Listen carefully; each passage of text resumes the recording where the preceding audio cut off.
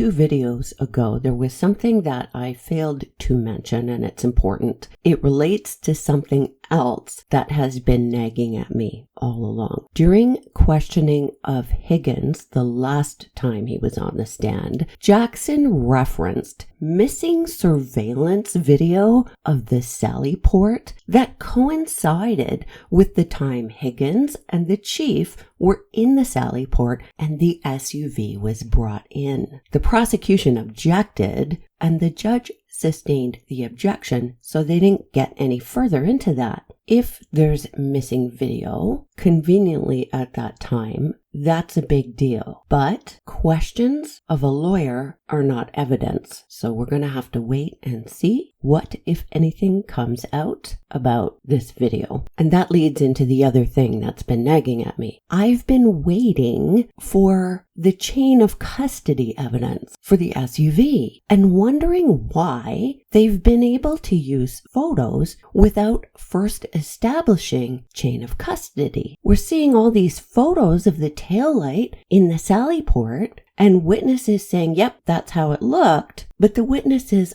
have been proven to not be reliable. Normally, you would establish the chain of custody, and I doubt many jurors would know how important it is to establish this chain of custody before moving on to photos such as these. And now there's a suggestion that surveillance video went missing at a critical time. Okay. Still, the police should have photographed the vehicle at the time they seized it before anyone touched it. This is an important operating procedure, not just for the integrity of the case and the evidence and to avoid allegations against the police such as we're seeing here. It's also to avoid lawsuits or accusations of theft and whatnot. Criminals say all kinds of things. They accuse the police of all kinds of malarkey. And things like surveillance video and body cams and dash cams protect the police as much as they protect the public. And the police don't want somebody accusing them of, say, damaging their vehicle or stealing something from their vehicle. So the police take pictures of the vehicle at the location from which it was seized before anybody touches it, so that if such an accusation arises, well, they have proof that the accusation is untrue. So even if something went wrong with surveillance video within the Sally Port, where are the photos of the SUV at the time that the police seized it before they touched it? We haven't seen those yet, and we should have. Moving on to May 28th. Alan Jackson was not there today, so Yannetti continued the cross-examination of Brian Higgins. Yannetti asked if Higgins preserved the complete text exchanges between himself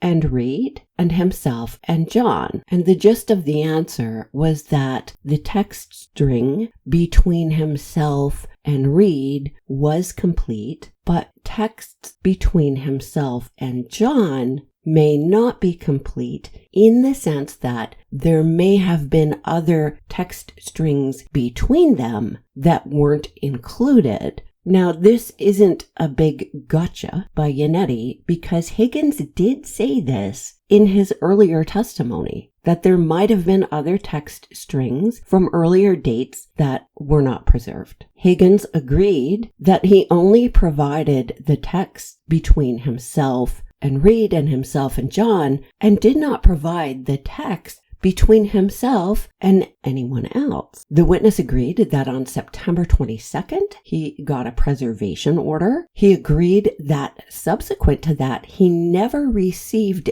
anything in writing that revoked that preservation order. He agreed that he threw his phone away without consulting anyone. Yannetti asked him if he did a factory reset on the phone, and Higgins said no. Yannetti challenged him with previous testimony in which he allegedly said that he did do a factory reset Higgins doesn't recall the testimony where he said that. Yannetti gives him a document to refresh his memory, and Higgins said, "That's not accurate. I didn't make those statements." Higgins said he doesn't know if he took the SIM card out. He said he would have cut it up or broke it. Yannetti asked him, so the purpose of doing that would be to destroy it. Well, that's obvious. And Higgins said, well, it was so no one else could use the phone. I don't think there's anything wrong with saying, yeah, the purpose is to destroy it. If I was throwing away my SIM card, I would cut it up or break it too, because I don't want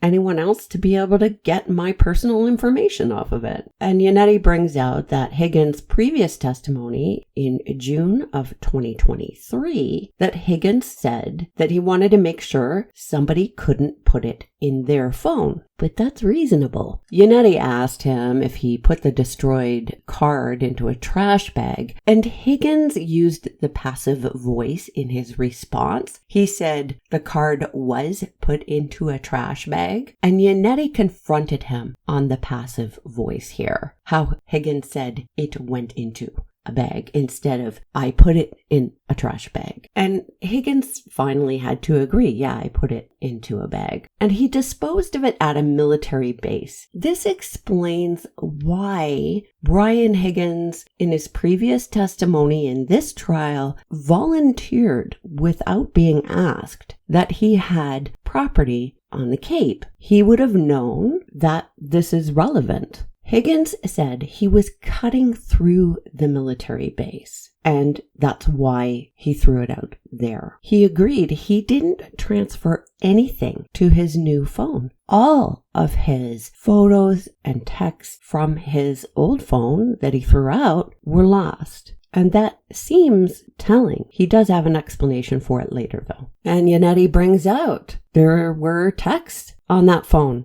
between Higgins and Kevin Albert, Higgins and Nicole Albert, Higgins and Brian Albert, and Higgins agrees. And Yannetti said, you didn't extract those messages. Higgins said, well, the motion was denied. And Yannetti again confronts him. Well, you had nothing in writing to that effect. And that was it for the cross-examination, which surprised me. There are so many other unanswered questions with Higgins. Lally did a pretty good job on redirect, I have to say. He asked when Higgins was pulling away from Fairview with the plow down, how far he went with the plow down. And Higgins said about a foot. And Lally said, so that's when you went to the police station from Fairview. Higgins' answer here caught my attention because he added something. Instead of simply saying, yep, I went to the police station, he said, I drove directly from Fairview to the police station. So he added the word directly. So if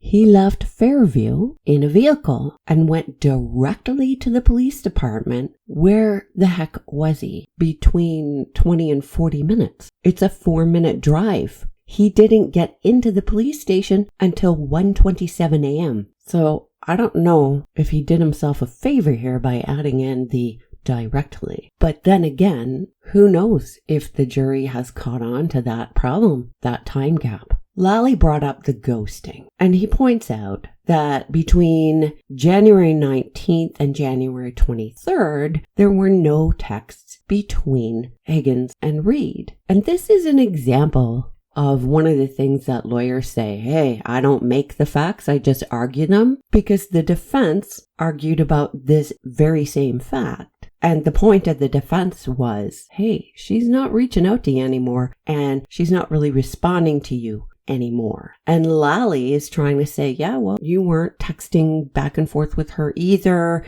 and she didn't ghost you because there was a time gap here and you were still talking, that sort of thing, right? He also brought up that Karen didn't text him between the 23rd and the 28th, a fact that was also referenced by the defense. So one side is arguing, well, it doesn't mean anything. It doesn't mean you were ghosted. And the other side is arguing she's not interested anymore. Personally, I think it looks like she's not interested anymore. And do you remember when he talked about how she stopped by his house and he'd said to her, text me when you get home? And she didn't. Something happened. Something scared her off or turned her off. I don't know. But she had lost interest by the 19th. And Lally brings up the fact that she didn't return his text on January 28th, but she was at the waterfall with her boyfriend. The suggestion being obvious. She's not going to text the other man while she's out socializing with her boyfriend right there. Lally asks a question that suggests a point he's trying to make. He was suggesting in his questioning that the Canton Police Department is closer to Fairview than it is to Higgins' home, so it would make more sense to move vehicles then on his way from Fairview to home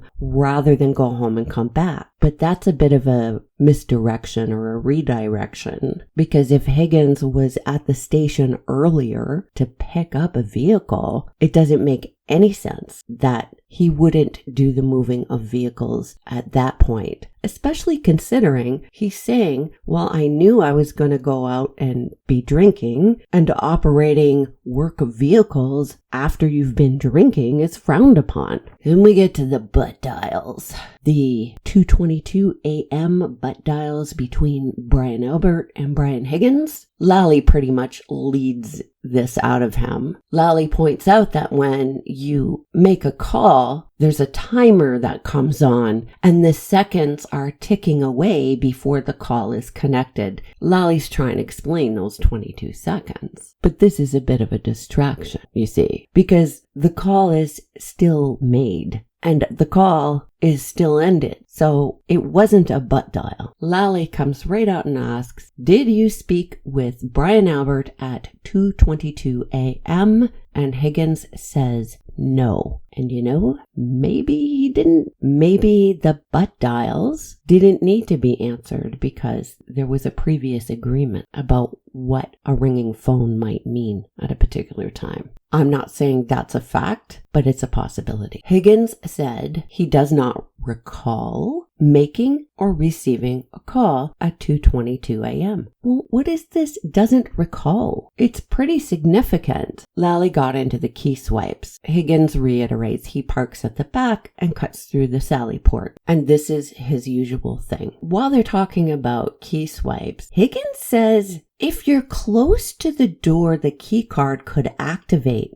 Really? If that's true, they need to fix that. That's actually a big problem. Lally asks about exiting. I'm wondering if he expected a different answer because he was asking, well, but when you exit, you don't have to swipe your key card, right? And Higgins said, well, when you leave the Sally port and when you leave the booking, you have to swipe yourself out as well. Lally brings up that in the document of all the keycard swipes, there are about 4,500 entries. Well, yeah, there would be because you're talking about everybody in the building over a period of time and all of them moving around and swiping in and out. So of course there would be a lot. And Lally says, well, only 18 entries are yours. Well, Higgins doesn't know that. And he says he doesn't know that. And I think this is just a way for Lally to say it. And I think he's using an anchoring technique here. So he gives a big, huge number about key swipes, 4,500, and then gives a little number for Higgins' movement, 18 entries. But that's the wrong comparison. The comparison that would have been more accurate would have been comparing Brian Higgins' movements on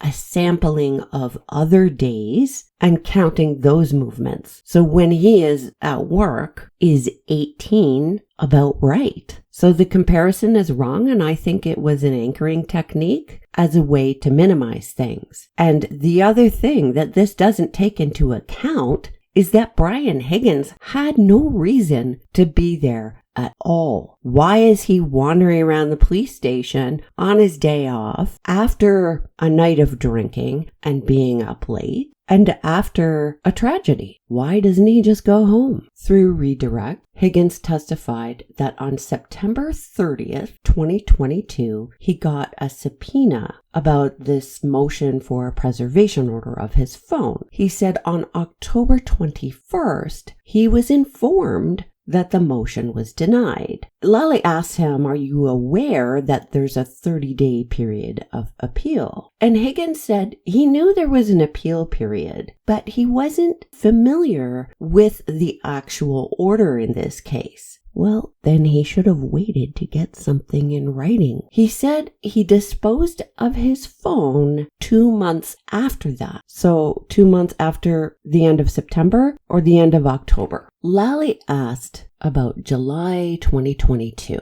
and that Brian Higgins was investigating something, and the target of an investigation called Higgins on his personal cell phone. And when Higgins asked how the person got his cell phone number, the guy said his girlfriend got it from open source on the internet. Well, you can see how this would be a legitimate concern, especially for somebody working in ATF. Higgins agrees he has no specific memory of breaking the card, but he says he would have. And that makes sense. How many times have you been asked something and didn't remember exactly what you did specifically, but you can say, well, you know, it was Tuesday and every Tuesday I go grocery shopping. So I would have gone grocery shopping, or I always do this thing, or this thing is within my personality. So this is what I would have done, but I don't remember. So this does make sense. I don't think it's a big deal if he has no specific memory of breaking the card, except that having the specific memory might point to consciousness of guilt. At least you could argue that. But what police officer is going to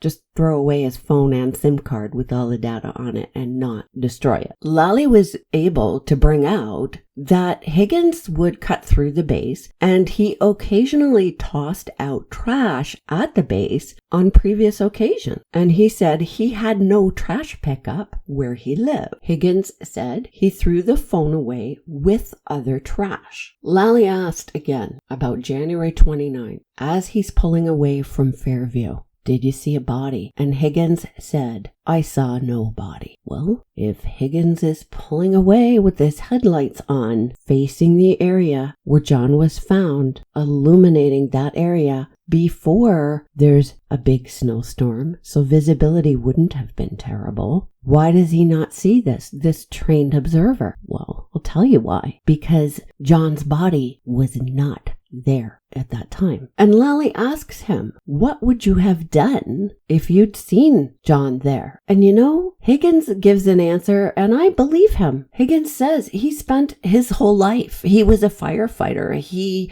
was a medic in the military. He said, I would have done something to make a difference. I believe him. I think, based on everything I'm seeing out of Higgins himself, that if he saw a body there, he would have done something. And it suggests to me, and this wasn't in evidence, it's my opinion, that for Higgins to not do something would be because it was already too late, because things had already gotten to the point where there was no turning back and there was nothing to be done but try to save the butt of everybody involved. Yannetti got up and challenged him and said, you said your prime motivator for getting rid of the phone was that in July of 2022, you got a call from the target of an investigation. And Higgins said, I did not say it was a prime motivator. And Higgins also said that his concern was not the phone itself,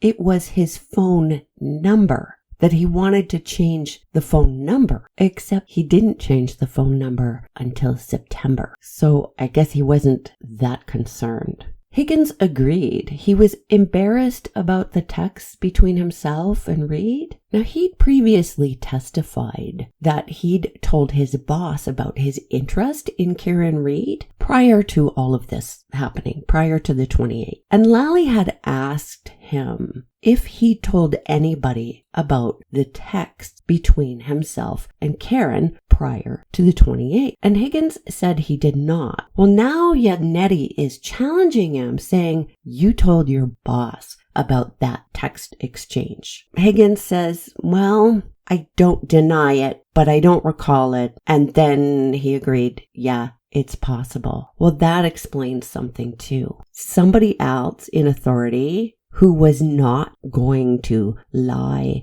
or cover up knew that Higgins and Reed had text exchanges. So Higgins would realize he couldn't destroy those text exchanges because somebody knew about it. And the date that Higgins actually changed his phone number after being concerned in July, well, he didn't change his phone number until September 29th, and it was September 30th that he was served with the preservation order. Let's go back for a minute to Higgins' testimony about spending his whole life. He's a firefighter. He was an Army medic. In spite of his flaws, in spite of his thought patterns and personality traits that I believe would cause him a great deal of difficulty in relationships, he still did have a career where he's putting himself out there for other people. And yes, I know there are lots of reasons why people get into those kinds of professions, and lots of reasons that have nothing to do with altruism or helping anybody. And sometimes those reasons are not good for the organization or the public. And this is why there is a whole field dedicated to police psychology specifically. I think Higgins is a flawed guy, but I don't think he is the main guy in all of this. I think maybe he did some stupid things and got himself in with the wrong people and got himself into a situation where you go, holy crap, what am I going to do now? And he is embroiled in it and is in a real spot. And I think it's because of Brian Albert. So now the guy pretty much lives in a minefield. I wanted to see if there were other incidents or other issues related to Brian Higgins, to see if there was more insight into his personality or his past behavior that goes beyond just gossip. Because with gossip, people can say anything. And I came across this. On November 2, 2010, in connection with an ongoing ATF investigation, an arrest warrant was obtained on a suspect for firearms violations. While on surveillance, a vehicle known to be driven by the suspect was observed to be parked on the street in front of his mother's residence. As the suspect departed the residence, Special Agent Brian Higgins and Task Force Officer Oliveira began their approach, while Somerville Sergeant Detective McCain and Patrol Sergeant Reardon maintained cover. Task Force Officer Oliveira, sorry if I'm pronouncing that wrong, approached the suspect while he was seated in his car, informed him of the arrest warrant, at which point the suspect opened fire, striking Officer Oliveira 5 times and disabling him. Agent Higgins, Sergeant Detective McCain, and Sergeant Reardon left their positions of cover and, without regard for their respective safety, immediately returned fire, eventually fatally wounding the suspect. Agent Higgins left his position of cover to pull Officer Oliveira to the rear of the target's vehicle. Once removed from the threat of crossfire, Agent Higgins retrieved a field medical kit and began applying pressure to Officer Oliveira's wounds. Eventually, Oliveira was rushed to the hospital where he received life-saving trauma care. The emergency room surgeon credited Agent Higgins' action with keeping Officer Oliveira alive long enough to be within the life-saving care. And Higgins was given an award for this, and this was done privately in a private ceremony on March 18th, 2013. So you know what? I think that if John's body was out there and Higgins saw it, he would have tried. If he had nothing to do with anything and John was there, he would have tried. But if something happened and it happened quickly and it was too late for John, well, Higgins would know if there was nothing left that they could do. And if there's nothing he could do, then there's nothing he could do. Covering it up is an entirely different thing. The next witnesses were juvenile witnesses, and that testimony cannot be broadcast. That's all I've got for you for now. Trust your gut. See you in the comments.